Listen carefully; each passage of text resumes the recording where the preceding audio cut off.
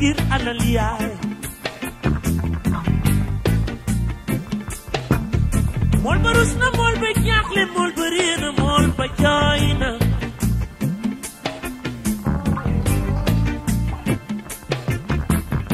ñu wàccee kàddu benn kay ndekee jëm taxaw ñépp di ko reetaan bi mu ne dem koy jéem a jaayi ca réewul kenn bëggu ko ngir dogal bee jàmm bi pexem la am wante bu yàlla mooy dogal ma xarit mbaa bëgguloo ma ngir alal yaay su alal ji xii nga fàtte naa waaw ni sër bu tas ngir alal yaay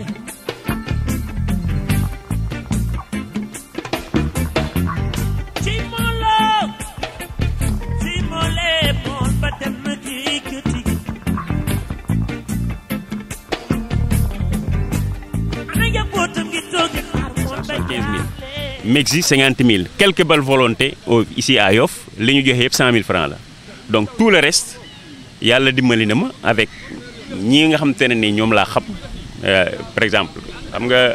yàlla dafa def Tayrou Sarr sama xarit la gis nga ba mu ñëwee nag maa jiite natation bi dafa yëkkee rek na ma am demal doxal affaire yi sa la soxla rek wax ma mais xam nga soxna si li si am li yéeme mooy nit bu mënee def mbir ren ma bindaat mairie ne leen budget bi lii la ñun on a des champions da ngeen siy jàpp ñu dem ren gi j'ai tapé fort sur la table ils ont sorti 500 000 loolu sax dara la mais ça n'a rien à voir parce que man sama propre moyen j'avais acheté des vélos pour le triathlon 3 vélos je pense que ëmb mën na si wax mais malheureusement vélo yi magasin bi ñu koy dencoon dañ ko sàcc dañu war a jëndaat yeneen vélo ah mais Yoff la lan ngeen doon def ba ñu jël sàcc ko da ngeen ko deful fu wóorul wala lan. waaw mais xam nga on n'a pas de structure foo xam te ne nii ëmb dafa góorgóorlu denc vélo yi parce que vélo yooyu vélo yu cher la mais nag nit ñi gis ko ñu sàcc ko mais terewul yàlla dina defaat ñu am xéewal jëndaat yeneen vélo bu ko yàlla defee mais 500 bi li nga xam te ne moo la ñu maire yi jox loolu jéene bu yàgg parce que boo amee 50 nageurs ku si nekk nga war ko defaral licence visite médicale gis nga yi ngay gis ni ñun ñoo koy jënd chaque année dañ ciy jënd jox ko nageurs yi parce que on n'a pas d'assez de moyens mais man li ma man maa ngi koy def. mais dama déggoon ni tamit ñoom bi ñu demee Coupe d'Afrique lañ demoon xaw ma Coupe du Monde bi ñu ñëwee Wakaam lañ wàcc te champion bi ki ko jël dëkk yow. man dama rus en tant que Yoffois parce que xam nga Wakaam si am fii kenn xamu leen si champion yi da ngay dégg même ñii di évoluer si yeneen club yi ASFA ki fay raw si Yoff gi la nekkoon boo demee CND ñi fay raw Yoff gi lañ nekkoon BCEAO ñi fay raw Yoff gi lañ nekkoon ah léegi bu ñu demee ba triathlon man je suis membre de la fédération comme je te l'ai dit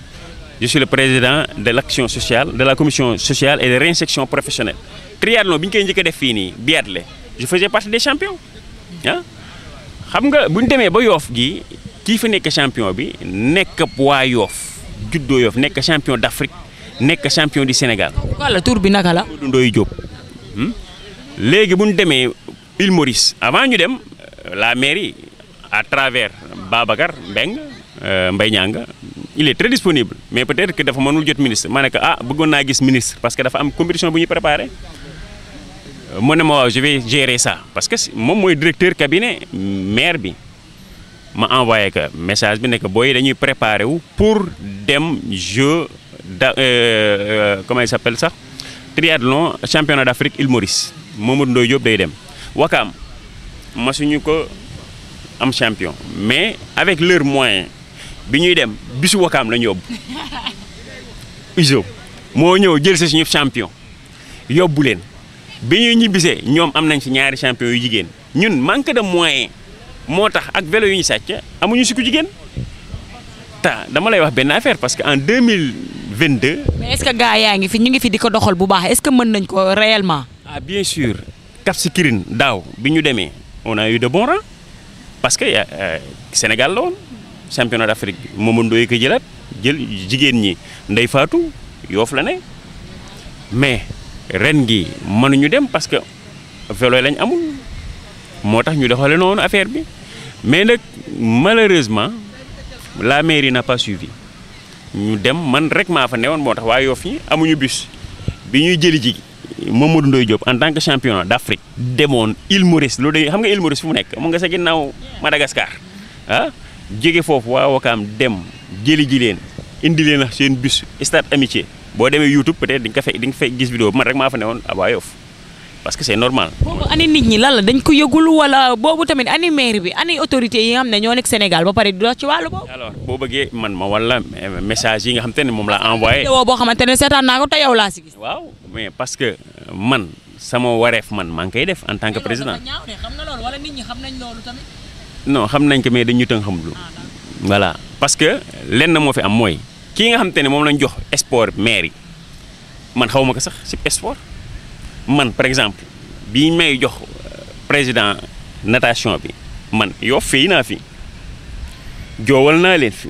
dawal naa leen fi footballal naa leen. jar naa leeral moom mi tamit li nga xamante ne ni moo ko jiite tamit. moom moo si njëkk a dox moom moo ko doon def macha allah yàlla may ko si nag raaye bu nekk tamit. waaw loolu moom dañ ciy sant yàlla waaw parce que ñun Yoff lañ am. mais dañ ne tamit dafa am benn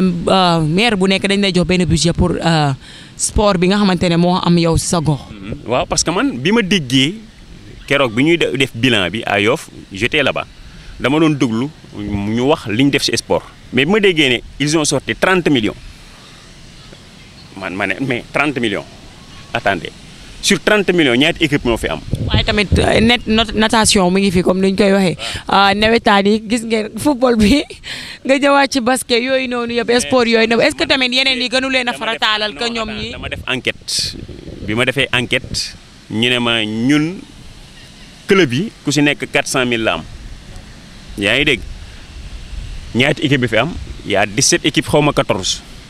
boo joxee ku nekk 400000 ñu ne RS Yoff football ñu ngi ko jox 10 millions. boobaa 14 millions lay doon ñun mbokk ñun en tant que nageur ñun on a perçu 500000 mais le reste de l'argent il est passé où loolu war nañ ñu ko leeral ñu xam. même ba ñu demee tamit si pa bi nga xamante ne moo yor affaire rugby bi tamit muy tubaab bi nee na macha allah tamit mu ngi remercier ki nga xam ne mooy Abdou Naar ndax def na ci participation. man xam nga rugby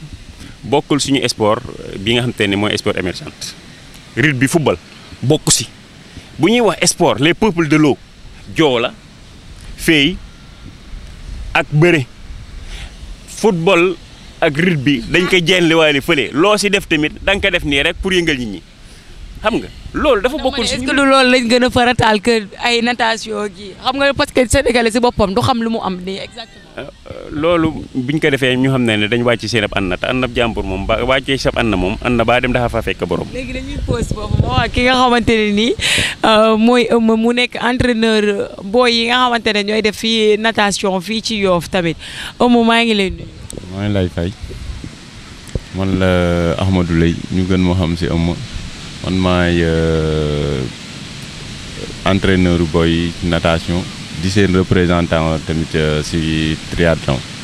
d'accord naka nga gisee li nga xamante ne nii mooy natation bi fii ci Yoff yow mi nekk seen entraîneur. natation bi ni ma ko gisee ci Yoff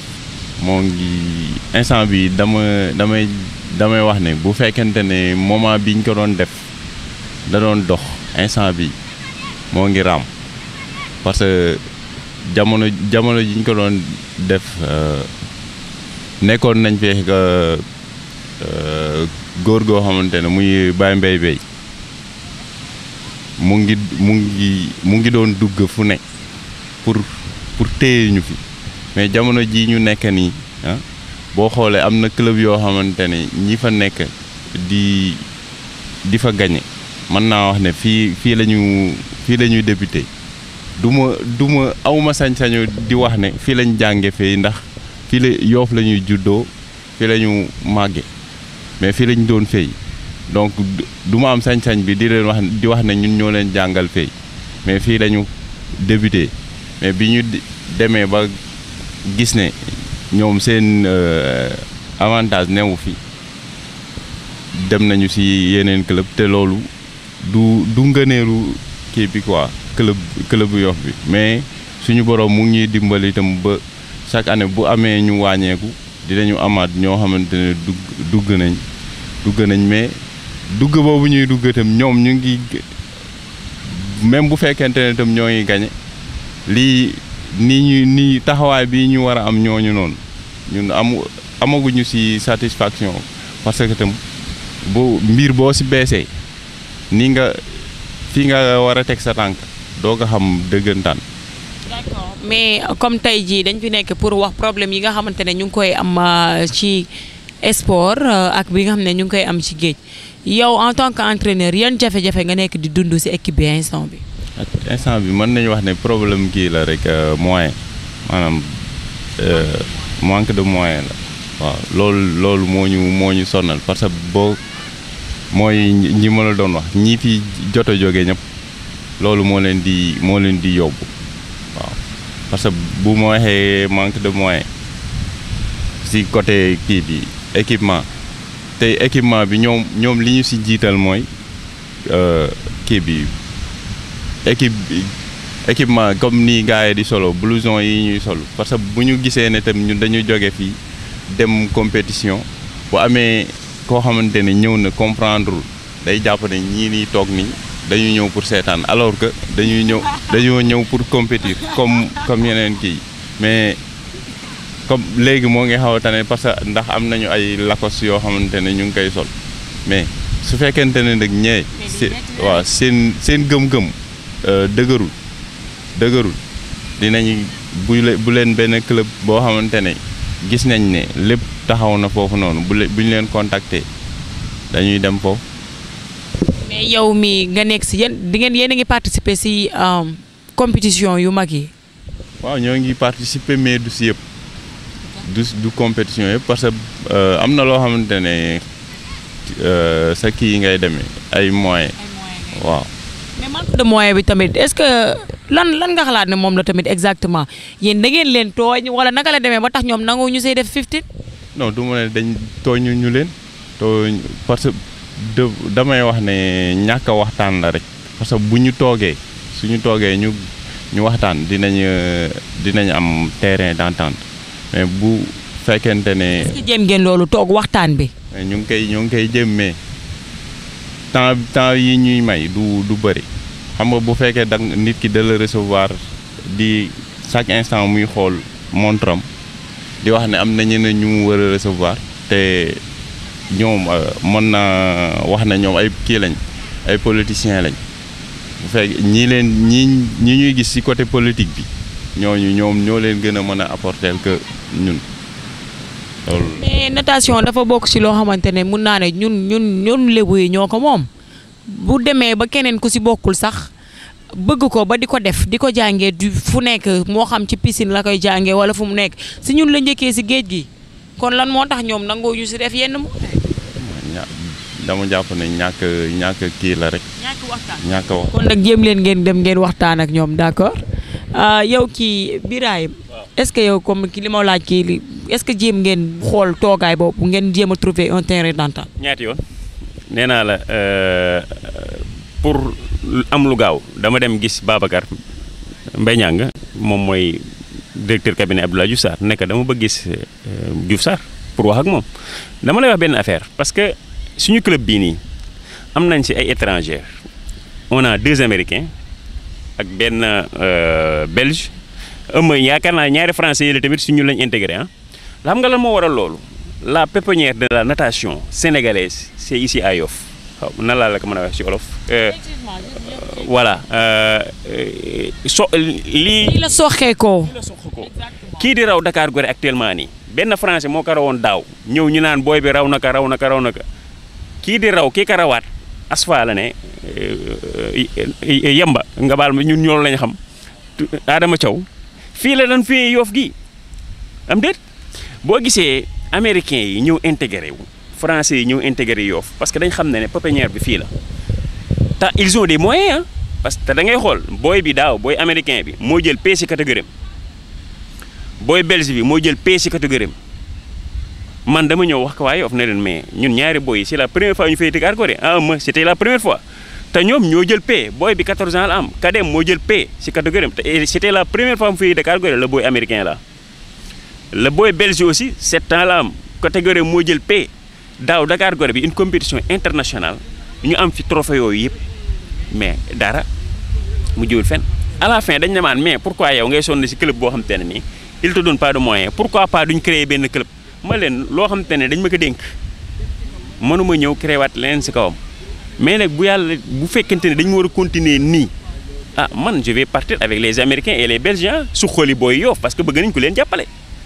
maire bu fekkente ne suivre kii yor sport Yoff lu day ni vacances keroog ma leen koy wax bu waroon nañ mën a organiser sax benn loisir sport da ngay xool xale yi ñun ba ñu nekk xale simba bu daan am duñ dem géej dañuy dem simba si wala cholédéra bu daan am kermesse ñu ngi foofu. mais loolu ñu ngi si sax ñoom dégg naa instant bi. ñu ngi si je ne sais pas. il y a dimanche passé am na benn boy bu dee si fii à Yoff non. waaw mais loolu bokkul ak ba tey lee ba ñoom dama la bëgg a wax. ba dañ leen di tey loisir yooyu incha allah si loisir yooyu boo leen attiré si loisir yooyu duutuñ tala dem géej bi boobaa dinañ contrôlé wu. loolu noonu sport rek moo ko man dajale nit ñi noonu moo tax ma ne sur la natation bi nga xam te ne man maa ko jiite man maa ngi def sama kéemtalaay ak kattan pour dajale booy Yoff yi mais man kese manuma ko parce que nee naa la mag ñi dañu ne woon nañu bokk dëkk bi parce que lan la ñoo bokk deret ji te nañ bokk décision yi moo tax ñu naan wat gaala yégoo moo tax man lépp lu may bëgg a def ci natation bi damay ñëw wax ka waa maire yi mais malheureusement comme li am mooy wax léegi je ne fais pas de la politique ah politique yi intéressé wu ma moo tax duñ la may nopp parce que ñoom seen intérêt bopp lañ xool man bu fekkee toon intérêt sama bopp kese laay xool du ma jël sama alal di ko def ci natation. lan mooy sa dernier mot ak benn message nga leen di bàyyee. waaw message bi ma leen di wax yëpp mooy lenn rek laa leen di laaj mooy gis nga miir ba la ñu miiree fële ci aéroport ba muy bande verte ba jox leen ma fa benn 1000 mètres carrés. laa ñu ma laati leen dara le reste man maa koy res defar piscine pour waa Yoff du pour man pour Yoff la nga xam te ne champion yëpp na fi da ngay xool damay dem Ngor ku si mel ne Njambe Samb day defar foofu aqua gym maa moom bokkoon service en tant que sapeur pompier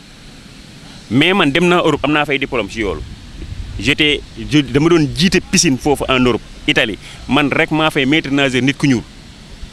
parce que dama ko jàng fii avant ma dem pratiquer ko bon ñi nga xam te ne dañ fi nekk am ay AVC am ay problème rein ak yooyu yëpp ñooñu boobaa piscine boobu noonu dañ fay jëlee wér waaw loolu rek laa doon ñaan bu fekkente ne autorités yi am nañ droit ñun si suñu suuf nañ ñu fa jox loo xam te ne ni nañ fa mën a defar piscine waaw loolu rek laa leen doon lancé. voilà ñun ñoo ko déggandoo comme ni mu ko waxee nii Birahim Ndiaye kaas na ay droit am wax na li muy wax te mu ngi toog tamit di xaar retour wala réponse tamit si yi nga xamante ne mooy yenn autorités yi Yoff yi surtout ñi nga xam ne mooy waa mairie merci beaucoup ñu ñëw si deuxième partie bi.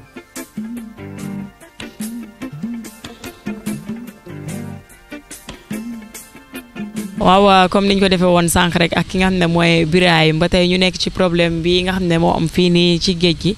duñu taay di ci wax ndaxte yaakaar naa lépp mën nañ toog waxtaanee ko suñu biir ba trouver un terrain d'entente comme niñ ko doon waxee ku ci nekk li la naqari bu soobee yàlla di nga ko jéem a wax ñi nga xam ne mooy waa maire bi wala autorité yi nekk si dëkk bi ñu fas yéene ko dégg tonton nuyu naa la. maa lay fay soxna si maa ngi tudd Adama Laye nekk responsable fii si plage BCEAO doon encore porte parole. d'accord tonton boobu ba léegi ñu gis leen tamit ngeen nekk fii yor fi ay tente macha allah été bi ñu nekk ci début été bi sax laay wax ndaxte xale yi ñu ngi door a tëj école ngeen fi force seen wërsëg comme boog mën naa wax ni ko yàlla bëggee alhamdulilah tey jii lan mooy problème bi ba tax ñoom ñu ne dañ leen fii bëgg a jëlee. waaw xam nga plage bi bon su fekkee temps bi may la ma ko dinaa la ko expliquer dafa xaw complexe parce que fii avant gars yi ay montagnes lañ fi nekkee woon. mu nekkoon ay montagnes yoo xamante ni amul woon benn fréquentation kenn daan fi woon ñëw comprendre nga fii à partir de 18h bon ñu dëkk Yoff xam nañ loolu ay tool la woon da ngay jaaree tefes ñëw da ngay ragal ñu première fois ñuy ñëw fii di ànd ak suñu grand yi di fi ñëw ñu nekk ay xale yu ndaw ñemewuñu fi woon parce que tellement dafa raglu woon nekkoon ay montagnes ñax yi bëri toolu mag ñi bon ñu ne rek. pourquoi pas gis nañ ni jege na dëkk bi nekk na benn genre milieu bu attrayant pourquoi pas ñu investir fii au départ nit ñi dañ ñu doon ree dañ naan mais yéen da ngeen dof xalaat bi nan ngeen ko mën a amee fii dara dafay mën a dox da ngay gis ku ñëw di la xoolal booy yi nee na dañuy defar fii montagne de di ñu ree nii billaahi ñuy tooy am na ñoo xam lañu daal ñëw ne ma booy yow xanaa amul ay mbokka bon nga baal ba dégg moo ci couleur laa bee demal say mbokk fii du ma sa baax. kon doo lébu. boof du ma lébu mais plus de 25 ans maa ngi fi donc si lébu yi laa bokk lépp fii la ma fekk comprendre nga mu nekkoon ay montagnes yoo xamante ni dañ ci daan sonn ku ñëw du ñu naan waaye dem leen nii du ñu ree ñuy muñ rek di jóg ku si nekk fii feebar nga si ay feebar yoo kenn xamul lu ne gis nañ ko fi ñu gëm ko rek nangoo liggéey nangoo xeex xam nga nangoo ñafe presque toog nañ fi mun naa la wax plus de 10 ans et quelques amuñu fi 1 franc comprendre nga ba à la fin affaire yi montagne di commencé di wàññeeku ñu commencé di samp fi ay parasol ak muy dégg bu baax bu ñu commencé di samp ay parasol souvent après nànk libanais yi commencé di ñëw ñu ne ah dina neex tubaab bi benn par benn di jaar ah dina neex ñuy jóg di daanu di jóg di daanu di jóg di daanu. fii ñaata mbaar ñoo fi nekkoon exactement. fii amul woon ay mbaar. d'accord yéen da ngeen doon taxale noonu rek jéem ut wala da ngeen ko defar nii rek lan moo fi nekkoon ba tax ñooñu di ñëw di. exactement amul woon mbaar amul woon dara benn glacière ngay amoon di jaay boisson foo gisee ku ñëw nga daw ne ko boisson ngi nii nga am si benn 100 francs 200 francs loolu rek a fi amoon léegi ñu koy takkale di ko takkale di am ay benn parasol ñaari parasol ba yàlla wërsëg xam nga yàlla bu namee dara place barke rek comme li Seydina Limaamu wax rek moom yonante la sallallahu alayhi wa sallam parce que yàlla daf ko wax ama arsalnaaka ilaa kaafatan linnaas dañ laa yónni si nit ñi kon fi ñu koy yónni moom il faut que wala budd nit ñi dañ fay ñëw donc mu nekk loo xam ne ni tamit moo ko indi wa maa arsalnaaka ilaa rahmatan lil aalamiin dafa nekk yërmande donc fii boo si góorgóorloo rek sellal rek yàlla mën na fi def yërmande tawfeex loolu moo tax tey ñu góorgóorlu ba macha allah ku ko gis ñeeñu ku ko gis ne ah booy liggéey la ñu gàccee ngaalaama gars yi ñu liggéey ko ba tey plage bi rafet yanj xam nga ñu si daan suñu wërsëg ku nekk daal li nga war am nga ko si am. gis tamit association yi nga xamante ne ñoom ñoo nekk Yoff ay Yoff lañ dëkk dama koy gis ay Yoff la ñuy defar ay nangam ak nangam du n'importe quoi ñu ngi si dëkk bi nga xamante ne dañu jóg instant bi pour mën naa wax xeex ak yéen ndax bu ñu gisee baar yi nga xam ne moo fi nekk fii donte am man sama jëm bopp sax contre naa ko te keneen ak keneen ak yéen ñiy toog sax contre ngeen ko lu tax ñoom ñu jàpp ne yéen ak baar yooyu yéen a yem ba tax ñu bëgg leen fi jëlee. waaw kooku dama lay wax c'est un problème d'information c'est la désinformation parce que souvent nit ñi dañuy dégg tel na damm na te duñ ñëw à la source parce que nit boo bëggee xam bërëb nan lay fonctionner da ngay ñëw nga wax ak waa bërëb bi mais bul dem di wax ci suuf da ngay ñëw nga ne gars yi kat gis naa lii ak lii ak lii gars yi expliquer la déjà ñoom il parle de bar première fu njëkk daanoo mooy fii licence ñun ne sommes pas habilités à donner des licences état mooy joxe licence benn ñaar ñi fi nekk ay plagistes ñoom xam nga lan la ñu mën ñëw alerter les autorités parce que fii ñun ñëpp si dëkk bi lañ dëkk après dañuy jël suñu xaalis di ko si def fête événement religieux bu amee dañ ciy bokk ku ñëpp mën nañoo seedal loolu bu appel bi jotee 3 jours dañuy tëj fii kenn du tijji parce que si dëkk bi lañ bokk xam nañ réalité yi fi ne léegi bu ñu bëggee jël ay jeunes ne leen nañu xeex ak waa plage yi dañuy indi beneen problème boo xam ne mën naa ñàkk parce que ñu ni neen la bu ñu waxtaanee dinañ juboo fii kenn d'accord fi lu bon di fi am loolu du suñu xel du suñu xalaat bon association yi lu ñuy xeex ñun moom la ñuy xeex mais ñun dara boo koy xeex da ngay dem à la source ñan ñooy joxe les licences c'est le premier problème boo bëggee xeex loolu baar yi fi am ak yooyu da ngay dem nga récupérer licence yi kan moo koy joxe ñun joxewuñu licence est-ce que comprendre nga te évidemment dañuy am ay licence parce que pays de droit la mënoo xëy di jaay dara loo xam ne c'est interdit ba pare te amoo licence dëkk bi dafa am ay autorité. mais fii ban heure ngeen ubbi ak ban heure ngeen di tëj. bon fii on ñuy ubbi par exemple 8 heures admettons 19h30 pare nañ suñu liggéey léegi. yéen pare ngeen seen liggéey mais ba tey nit ñi dañ fiy nekk xale yi góor yi xale jigéen. mais à quoi sert un état à quoi sert la police. mais da ngay gis sax nag heure yooyu sax bu jotee ramasse bi commencé wàcc ñii di daw fi est-ce que du loolu tam moo yàq seen réputation. waaw loolu nag soxna si li nga wax dëgg la su nga wax dëgg la mais da ngay déglu ma expliquer force de défense ak de sécurité yi moom mooy gendarmerie ak police la mission régalienne d'un état c'est la sécurité publique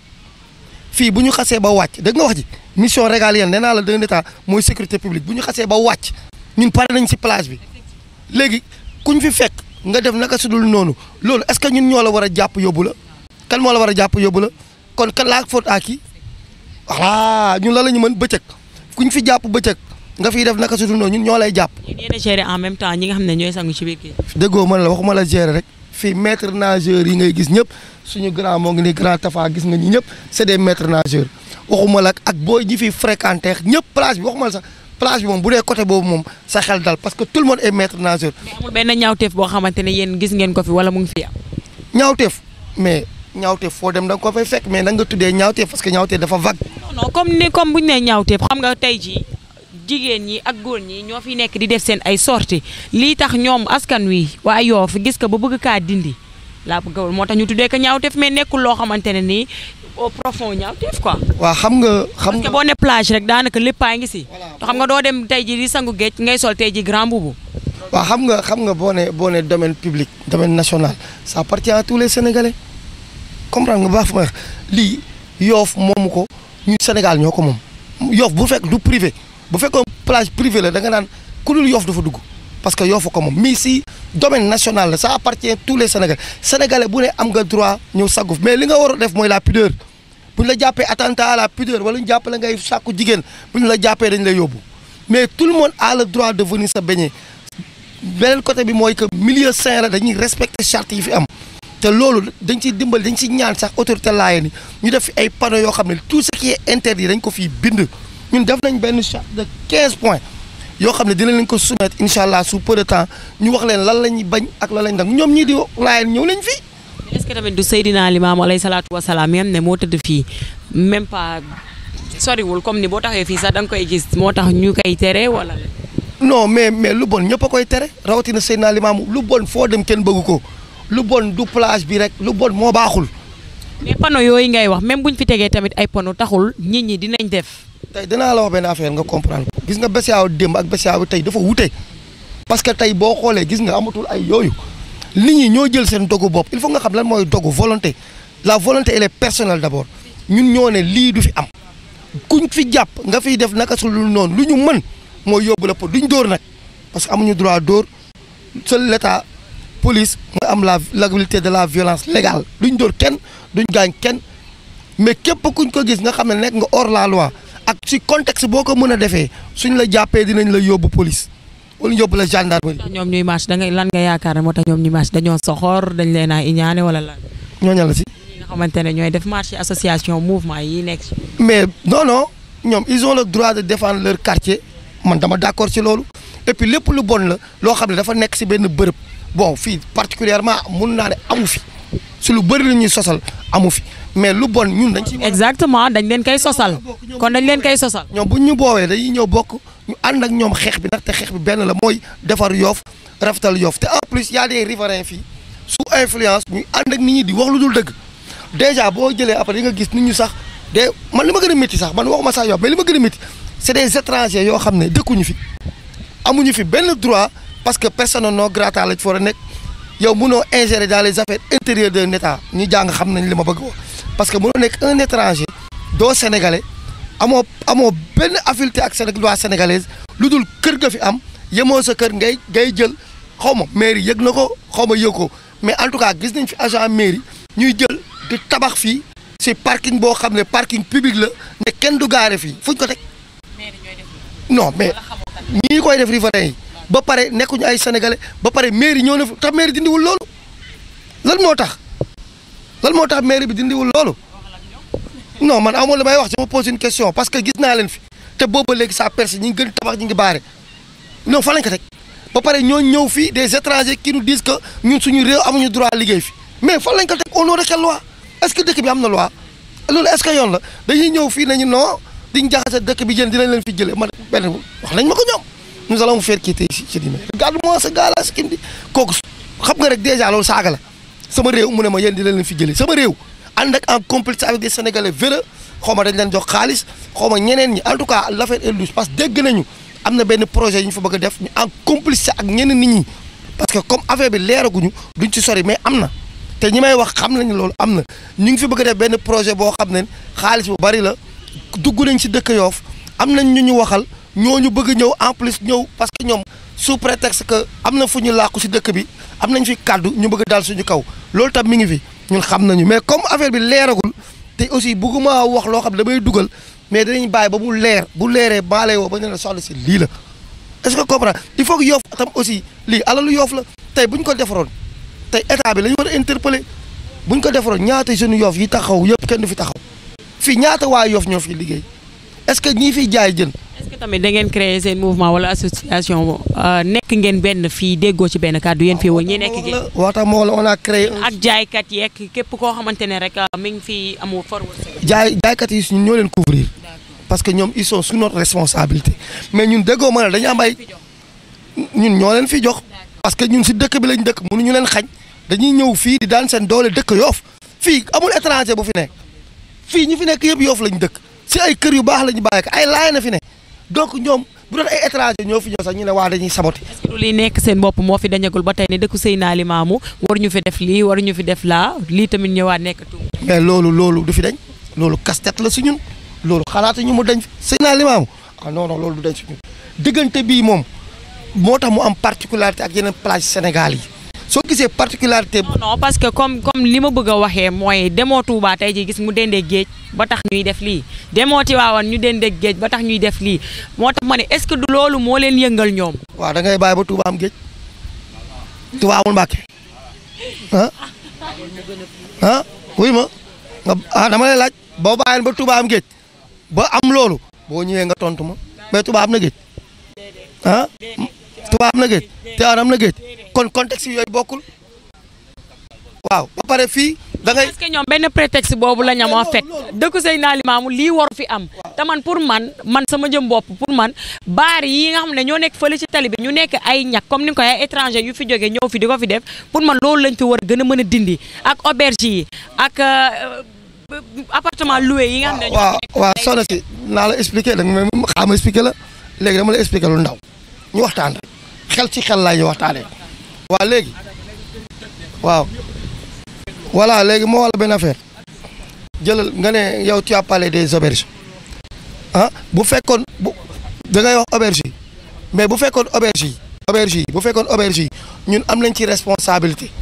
ñun dinañ ko mën a gérer mais dafa fekk loo xam ne ça dépend dafa départ suñu tey boo tijji woon fii auberge ñun fii en face nii mënuñu si dara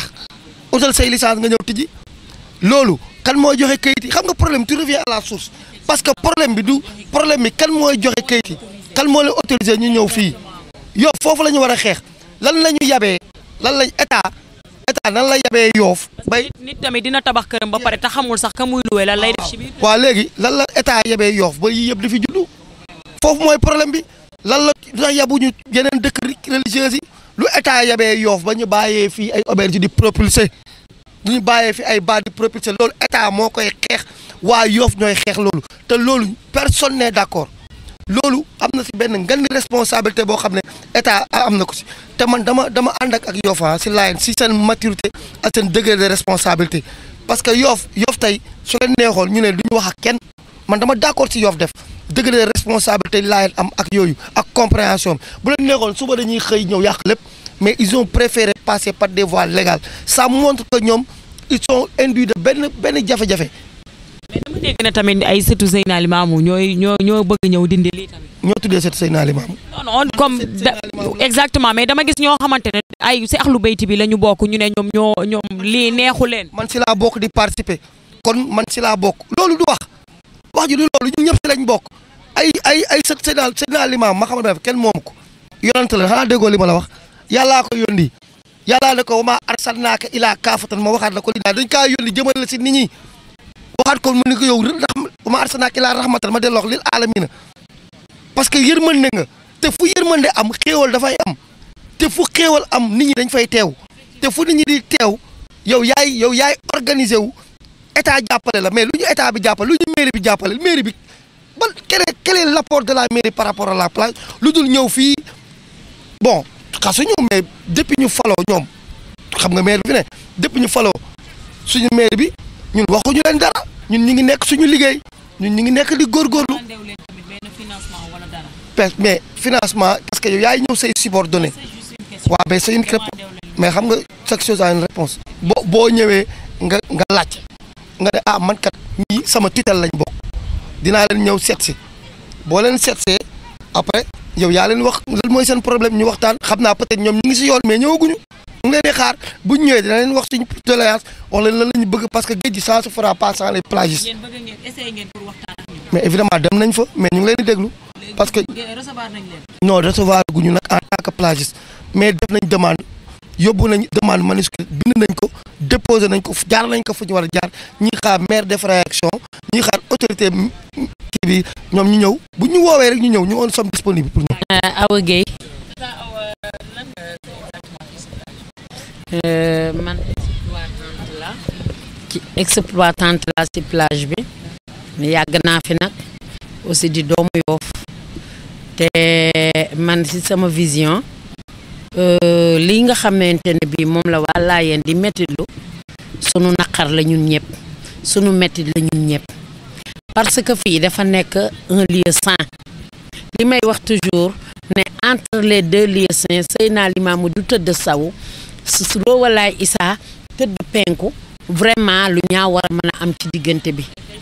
parce que ñun rafetlu ñu ko parce que tey ji bu tilimee ñun Yoff ñun ñoo tilim ndax fii ay sët rekk a fi nekk ba tax na ñun duñu nangu bale sunu buntu kër ba mu set nit di jóge fa la ji jël mbalit di ñu ko xëppal fii kooku rafetlu ñu ko ñu ngi xeex guddi di xeex bëccëg mais dafa am ay certaines kii yoo xamante ne du neex a xeex parce que tamit sooy dem xare il faut nga am arme wala nga am ku la jàppale ñun ñu ngi def le maximum possible muy góor ñi di jigéen ñi fii li fi nekk di daan seeni doole presque booy seet xaw na mat 60 kii place mais ñun ñëpp Yoff la ñu dëkk bon nag ñun waruñu am benn ñàkk fayda que nit jóge ca àll ba ñëw di ñu tilimal parce que kenn bëggul ku tilim mais ñoom waa Layeen wax dëgg neex yàlla li ñuy xeex ñun ñu ngi taxaw heure bu ñu jógee ci ñaawteef yi am ñun ñëpp dañuy ànd ak ñoom mais ñaawteef yi du ci plage bi parce que plage bi jour bi ñu déggee ne ñoom lii neexu leen fi muy affaire série ak yooyu jour boobu ñuy def nañu liggéey bu am solo fële lañ ko commencé première bout ba au fond dañu doon daaneel di xotti di dindi di yàq yépp ba actuellement nii boo tolloo fële di nga seen sa morom dara amatu fi fu mu nekk nii même naaj bi li muy tàpp ci client yi tamit ça on s'en fout libre daal la ñu bëgg libre la ñu bëgg te li mu libre nii fu waay tollu di seen sa morom ñun loolu la ñu bëgg te ahlul bayti loolu la ñu bëgg ndax ahlul bayti la ñu am duñu dem Touba di fa jëggaani duñu dem feneen di fa jëggaani te ñu am suñu yonante bu tedd bi tëdd fii sallallahu alayhi wa sallam muy koo xamante ne yiir nañu te gis nga wóor na yàlla bi daal ci kiiraayam la ñu nekk ci wërsëgam la ñu nekk bon nag yaakaar naa ne nun affaire bi man dama ci am gàcce parce que li tax ma am ci gàcce sunu ne doomu Yoff a ngi fii tey ay ñaawteef di fi am man li may wax toujours même sama place soo duggasee yor sa mbuus balaa may am jàmm dinaa xool lu ne sa mbuus bu ma gisee nga yor naka sa dul noonu dama ne laan jógal parce que dërëm bi gënalu ma sama der yàqu parce que tey par exemple suñu romboon tey xale yoo fi bu ngoonee fii la ñuy jaar di entraîner ñu romb sa place seen ñuy naan sàngara suñu demee dëkk ba duñu ne romb nañu place Maman Africa ñu fay naan sàngara dañ naan Maman Africa ma nga ca code bay jaay sàngara sama tur yàqu ci biir dëkk bi te ma am ay mbañ rus am ay doom samay nawle toog te samay nawle di ko bañ bon nag man mi en tant que jigéen il faut loolu may tamit maa ngi ci biir xeex bi ba def ci yaramu ne ci li nga xamante ne ni moo fi fas yéene am. waaw parce que li ñu wax yëpp xam nga Yoff benn bopp la li Yoff képp wax yëpp ñëpp àndandoo ci def naa ne loolu mooy kàddu Yoff bon ñun mënuñu juddoo fu baax di génn si biti dem fu nekk ñëwaat ba toogaat sa biir dëkk ne da ngay bëgg a bon sa biir dëkk mënta ne dëgg la nag nattu dina am commencement par man Daouda Ndoye di doomi Absa Ndiaye pour ma fësal sama bopp bu baax xamal ne la man am naa nattu parce que kuy am si nattu si géej gi maa la ëppam nattu parce que luye woon naa fi naar xeex ak moom ba dem fi kaso ci li muy jaay ak bagage yi muy def li may wax ay sanga mën nañ ma seede parce que seeti nañ ma ba sa kaso ba ma sa jógee dama doon duutuma luyeeti ku weex yàlla nattu ma kii ma luye mu nekk un ancien gendarme moo waxante moom wax ju leer fii kenn du fi jaay sàngara nangam li may wax je pèse bien mes mots mënumaa bon mais ba moo waxante moom ci biir mu commencé 3 mois deful loolu dem ba ci biir licence am kii nangam fekk la ma signante moom contrat bi xaw na jël temps mais li ci des yàggatul peut-être 5 mois parce que xuloo naa ci moom ba ñu jógee réunion waa Yoff yëpp laa fa dugal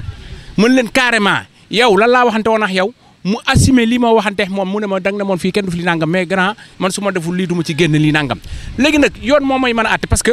la ma daloon ci yoon wu njëkk woo laay bañ mu doon ma ci yoon wi donc nag mënu ma fi nekk man mosuma téye bitéelam sàngara di ko jottali nit parce que xam naa quel que soit alpha fii ma juddoo fii ma bokk même bu dul loolu sax sama responsabilité mayu ma ko. mais lu tax tonton yow nga gën say weex donc lu ñëw rek ñu ne pale xëy na tur waa màgg parce que man maa mën a boot ñëpp sama tur moo rëy kooku lu yàlla def ci ay doomu aadama la quoi ñun ñëpp ñoo bokk juddu. te moo ne nag ñëw naa si sa place ngay célébrer appel. mais bien sûr parce que man sama alal dama koy bokk ak ñëpp man noonu la ma yàlla tuddee même bu dul géej gii man yàlla taral na ma faneen ak yeneen barke Seydina Limaamu tey bu géej gi rajoon nga xam ne billaahi dina am na ñoo xam ne yàlla teg na leen loxo te du mas a dañ man loolu la yàlla def ci man barke Seydina Limaamul Mahdi du lu may fëggu nag waaye dama bëgg nit ñi ñu delloo xel yi ñiy wax ak quelque soit alpha kenn mosul toog ak man ñëw bootu si man pourtant boo yu bari si biir dëkk beeg quelque soit nangam man ñi may toog doom yi sax nga baa ngi foofu si man am pagaay chaque jour ñu nekk ci man bu nekkoon si bon dinañ tekk sama wet may jël di ay lekk ay teraanga yu nekk di leen ko jox chaque jour bu dégg ba cëg du ma ko def nañu waxante dëgg ba si ñëpp ñuy wax am na ñoo xamante ne ñi dañuy wax si ginnaaw te yàlla def na si xanaa ñoom teraanga ju rafet te bu ma toogee ñoom lu rafet rek la ñuy wax si man te pourtant bu ñu toogee feneen wax sa fan mais man loolu du ma ci balaami nit man lu baax li tax may def moo mandi sama yaram te moom laay continuer di def parce que moom laa xam si lañ ma yare moom laa mandee wéy nag ñi fi nekk ñëpp billahi wallahi man mosuma gis doomu Yoff jutee bitéelab sànga di ko jottali nit gis nga nit boo amee loo xamante ne day lënt sa xel ñi ma toogaa ñi nga xamante ne ñoo fa nekk ressources yi exploitant yi nga bootu seen mi wax leen mais di toogaa ay ñagak ay nangam di dugg seen i buntu kër di fëgg gaare et même quelle porte-heure man yooyu je peux pas man manuma digérer loolu nit da ngay gëm sa bopp alal dañ koy liggéey kenn du ko blâmer kenn du ko falsifier si ay duggante génn si kër jàmbur ñu di la jox gauche droite man loolu du ma ci ne xoolal ku ne ak sa bàmmeel laa wax dafa am loo xam ne ni lu jot bu jotee jot na man su ma bonoon fii mais am nañ mais ay nawle laa fi nekkal kon lu mu dee dafa am yi dina ñëw ne ma nangam wala ainsi de suite wala badu wala keneen mais yàlla dafa def ñun ñëpp ñu bokkal fii nekk wenn say dëgg la nag am nañ nattu bi gëm nañ ko te billaahi décision bi ñu jël nii à l'heure actuelle nii ñun ñëpp dañ nekk bon man kii ma lu yónni tey bu état ñëwoon jël licence bi mais sama contrat moom presque 5 mois moo ci des mu jeex mais man damay jël boot sama affaire même su ma fay jaay samay jën sax mu jeex quoi parce que location yi daf ma sonal parce que da ngay loué nit bon nga mu dem def safaan mais kooku nan nga mën a justifier da ngay xeex ak moom mais li nga bindante moom si kii da ngay muñ rek dat ba jeex mu ni nangam parce que dëkk bi moo toll foo xam ne fii wax dëgg yàlla autorités yi fii tey bu ñu ne par exemple li gën littéral bi yëpp kenn du fi def sàngam. mais da ngaa moom place bi rek wala da nga ko jël loué ko yaa moom place bi mais da nga ko loué. mais dama keneen moo fay def activité am man dama ko loué rek mais ni ñuy ñaan daal li Yoff bëgg man de war may Seydina Limaamul Mahdi Laay waxuma la dara de mais sanga bi rek na li ku nangam li bëggu fi nangam man Daouda Ndoye man ma boole sama place lépp boole ko man ma booleel ko sama bopp dem sama yoon defi leneen parce que am naa leneen lu ma gëm mais nantaat fii toll bu dul dara ñi fi nekk di fi daan seen doole bari na te man xam naa ne ñi bootu sama gannaaw it bari na barki Seydina Limaam ñi bootu sama gannaaw macha allah alhamdulilahi rabbi alamina te lu ma am ñoom xam nañ ni ma koy partagé ak ñoom du ma laal sax xaalis man mais nañ sant yàlla rey ñu si ak jullit ñuy sellal yàlla gën ñu rey si ak sellal aussi mais wax dëgg yàlla casse fermée yi ñu fa doon wax amu foon sa amaana bon da ngay wàcc sax ñenn ñi di kat bon ñaari el moo sa am benn bi nii ak benn bi na le mais bi casse bi baree ak wax ji ma ne gars yi benn sax ko kenn takkati casse yi ne ñu def ñeenti tànk yi ñuy gis ñëpp waaye doomi Yoff di jaay fi sàngara man gisuma ko amaan nag ñeneen ñëw na rax nañu ñëw mixé la nangam buñ ne doomi Yoff sax buñ fu luweeti kenn ku fi dëkkul loolu sax man d'accord naa ci léegi nit ñëpp a nekk seen jàmm mais yàq yàlla sax bëggu ko waaw parce que nit même bu dee benn bant sax jënd na ko 1000 francs am teg na mu def ba am alam joon rek moom moo ko xam waaye wax dëgg yàlla man daal nañ yéenante ñu defalante lu rafet parce que toog ci sa bruxo nag di wax nag dafa neex quoi dans les presse mais man wax dëgg yàlla li ma gën a bëgg lépp loo gis ci àddina waxtaane lax doomu aadama ba ña fa nekk waaw salaam. nit mënu fi def parce que tey damay lekk kër kii suba ma dem man ku ma xam ku nekk xam ne aw ma sens interdit fenn fépp la ñu mën a deflante loolu bu ñu toogee tey lépp sotti bu soobee Rabbana jërëjëf. Papa nuyu naa la Papa Tafa nga nekk propriétaire fii mën naa wax ne cabine surf Njere. waaw jotu maa ngi lay fay soxna si. ngeen nekk fii tamit comme ni ñu wax ne rek di ko yaakaar naa ne ku ko gisul tamit dégg nga ni coow li fi jot a am ñu ne dañ fay dindi li nga xam ne mooy mbaari yéen ngeen nekk fi tamit di jaay di fi for seen wërsëg macha allah naka nga gisee loolu. loolu moom bi ma ko déggee man tiin naa si torop parce que ñu nekk fii di liggéey waxuma la jigéen ñi sax waaye góor ñi di daan seen doole fii yaakaar si lu ne pour faj seen kër bu ñu xëyee tey ji ñu ngi yaakaar liggéey pour lu ñu yóbbu seen kër seen njaboot toog di leen xaar tey ñu tëb rek ne nañ fi jëlee mbaar yi fii si Yoff man loolu dina ma jaaxal torop ndax mbaar yi man waxuma la keneen waaye man moo mag sama juddu ndax man damaa ñëw fekk ka fii te man maa ngi fi 2002 ba tey yaakaar naa ñi di jaay fii ku ma fii jiitul jiitoo ma fii. parce que dañuy wax ne du n'importe quoi moo fiy nekk di xew ba tax ñu bëgg kaa dindi est-ce que loolu dëgg la. waaw loolu waxi bañkat la rek parce que boo xasee ba bañ doo ma sa bëgg waaw ndax bañ nga ni mbaar yi du fi am il faut nga inventé loo xamante ne nii amul waaye loolu du yëfu jullit ndax amaana waa man gisuma fi danger parce que bu amoon danger man du ma fi nekk en tant que jigéen di daan sama doole ñun bu ñu fi nekkee di liggéey 7 heures si ngoon lañ fiy jógee loolu moom góob ma ni am na danger lii wax ji daal xam nga mooy lan nañ ñu may ñii di bañ mbaar yi ñii bëgg mbaar yi jóge fi nañ ñu may ñun ñu liggéey daan suñu doole lu ko may ñoom nañu wax seen njaboot ñu ñëw daan seen doole ndax liggéey moo ñu tax a jóg du leneen dëkk nañ ñu may rek ñu liggéey te yàlla tax. tey naka nga gisee mbir mi. waaw comme sànq rek ni ngeen ko waxee bon ñun bi affaire yi amee jóg nañu dox si biir dëkk bi gis lu mel ni association des imams am na document charte bi nga xamante ne moom lañ tëral si plage bi jox nañ leen ko lu mel ni aussi Fray Yoff dem nañ gis leen jox leen document bi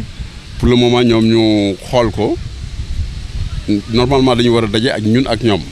xoolaat document boobu lépp loo xamante ne lii war nañ ko si mën a changer wala lu ñu si mën a yokk. léegi tonton yow ban message ngay lancé ak sa dernier mot yow. waaw message bi may lancé rek mooy message de paix d'abord message boo xam ne message d'union la parce que fii si dara mun si taxaw si féewaloo suñu waxtaanee rek je crois que dinañ trouver solution parce que ñun ñëpp lu ñu bëgg mooy defar te kon ñun ñëpp ba defar lañu bëgg donc te defar moo ñu tax a jóg bu ñu dajee rek dinañ trouver solution ndax fe ñëpp ay mbokk lañu te benn lañu te ñu nit ñoom ñooy ñoom si dëkk bi la ñu bokk ñun Yoff la ñu bokk Yoff ñu ngemb ñun ñu ngi si gannaaw Yoff lu Yoff wax d'accord nañu lu Yoff d'accorduñu bon di leen remercier d'abord parce que li nga def ni c'est très intéressant bu la neexoon nga ne doo ñëw à la source ñoo ngeen ba fii recueillir suñuy information laaj ñu ay questions poser ñu macha allah. tamit pare ngeen pour ñoom buñ leen tontoo yéen ngeen ñëwaat tontu. non affaire bi newul ay question de tontunte mais ñoom ñoo njëkk wax. ñoom ñoo njëkk wax moo tax ñun ñu ñëw fi. ñun dañu apporter réplique ñi fi apporter réplique dañuy wax si loo xam ne dafa am ñun sosuñu lu ñu wax boo ñu yeewoon suba jusqu'à la preuve du contraire foo ñu yeewu si àddina ñu wax ko boo ñu yeewoon 4 heures du matin sax suñu bopp la nekk donc tontantewuñu ñun dañuy pour indi réplique par rapport ak li fi am pour yéen xam exactement la bés parce que dañu ko réew yi nga nii dal taf yu daka woo kon ñi di ci ñu laaj lan mooy seen problème lan mooy seen jafe-jafe ñun ñu expliquer je crois que loolu suñ ko defee rek juboo dina am te incha allah lépp dina jaar merci. merci beaucoup tonton nuyu naa la. fay naa la. nga nekk maître nageur fii nii si plage bi comme li ñu wax ne dañ fay bëgg dindi mbaar yeeg tant yeeg parce que peut-être neexul ñi nga xamante ne mooy askan wi yaakaar nañ ne nit ñi dañ fiy ñëw di fi def lu bon yéen ngeen nekk ay maître nageur mun naa wax ne bakkin doomu aadama yi si biir géej gi yi mu ngi si seen loxo tey na dundee mbir. waaw di leen remercier si opportunité bi ngeen ñu may pour que ñu mën a leeral tuuti loo xam ne peut-être que leerul woon ci bopp nit ñi parce que les gens ont l'habitude ici au Sénégal de se poser plein de questions par rapport ak lu xew mais comme ni ngeen def rek lii mooy leeral ay wax ngeen def le déplacement laaj ñi nga xam ne ñoom ñooy acteurs yi nga xam ne ñoom la mbir mi concerné mooy l'association des exploitants que je remercie au passage et aussi les maîtres nageurs sauveteurs comme ñun nga xam ne ñun ñooy gérer donc la sécurité des personnes yi nga xam ne ñoom ñooy fréquenter la plage waaw bu ñu fàttaliku tuuti donc BCEAO donc melul woon ni auparavant c'est parce que exploitants yi ñoom ñoo waral loolu parce que ñoom ñooy nettoyer plage bi ñoom ñoo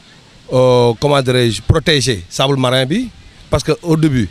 am na ay charretiers yoo xam ne dañu fi daan ñëw di tibb sable marin bi ba président de la République si boppam au temps de Abdoulaye Wade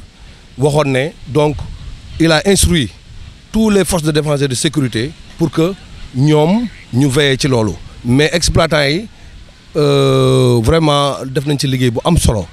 voilà donc mooy exploitation bi ngay gis nii amul benn loo xam ne lu fi fermé la donc amul benn loo xam ne lu fi tilim la parce que loolu bu amoon ñun nga xam ne ñun ñoo représenté état fii sur le terrain donc ñun ñoo ko njëkk a bañ. voilà exactement ñan ñoo leen di fay yéen. voilà donc nous dépendons de la mairie de Dakar. voilà donc mairie démembrement de l'état la donc lu am na yoo xam ne su fi amoon ñun ñoo koy njëkk a bañ. voilà te ñun bokk nañ ci groupe de travail ministère de l'intérieur direction de la protection civile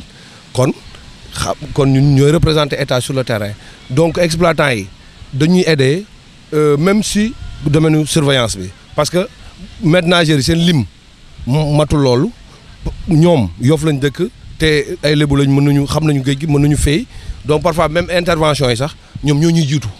parce que comme plage bi nu mu yaatoo donc ñun on peut pas tout gérer mais parfois ñoom avant que maîtres nageurs di intervenir ñoom dañuy dem intervenir di jëli victime donc loolu nekk na lu am solo. ban heure ba ban heure lan mooy seen ay horaire fii yéen maîtres nageurs. voilà léegi les heures de baignade c'est de 9h à 19h. voilà maintenant au-delà de 19h aussi donc force de défense et de sécurité ñoom ñoo ko war a gérer. voilà parce que bon ñun notre compétence est assez limitée ci côté baignade bi mais côté sécurité publique donc gendarmerie wala police ñoom ñoo ko war a gérer. léegi lan mooy sa dernier mot nga tëjaale rek ci turu ñëpp ñi fi toog. voilà donc maa ngi leen di remercier waat encore une fois donc ci seen déplacement ak seen auditeurs yi ak seen téléspectateurs yi plutôt waa di remercier exploitants yi bu baax parce que bon en fait ñoom nekkuñu fi lu dul di def seen liggéey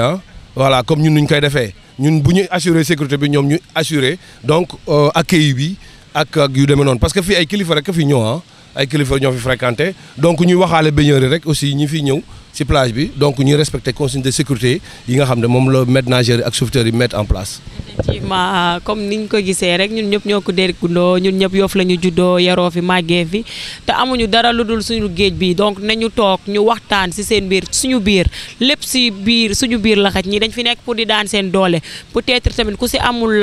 yemul ak ñoom vision rek ngeen ñëw ngeen toog ngeen waxtaanee ko yaakaar naa moo gën waxtaan nañ ak